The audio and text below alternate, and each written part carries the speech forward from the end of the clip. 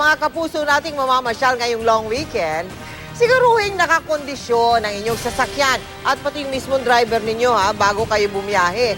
Narito ilang mga tip at mga gamit na pwede ninyong baunin sa inyong sasakyan para ang biyahe ay iwas aberya. Yan ang tinutukan ni Michael Fahatin.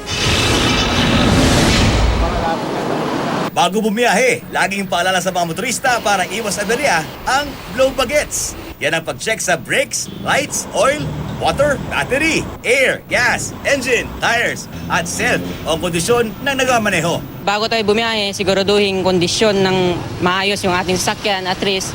Hindi natin idadala sa risk yung ating pamilya. Pero minsan sadyang may sasablay sa iyong sasakyan dahil sa tagal o layo ng iyong biyahe. Kaya bukod sa mga paalalang ito, mainam ayon sa mga mekaniko na magbitbit ng mga makakatulong sa mga karaniwang problema kapag bumalya ang iyong kotse. Tulad ng sa overheating. Once na overheat tayo, kailangan natin ng tubig para may pangkarga sa radiator. Kapag nagka-problema sa power o baterya. Kailangan natin ng series cable para in case na madrain tayo, meron tayong pang series sa battery at kung sino yung dumadaan na pinatin mahingan ng tulong ay meron tayong magagamit na pang series. Kapag na-flat ang gulong, merong mga high-tech tire kit tulad ito. Instant solusyon sa problema mo. May kamahalan nga lang sa halagang higit 600 piso. Ito po, good for one tire. Ito po, ilalagay niyo lang po siya dun sa may pito ng gulong.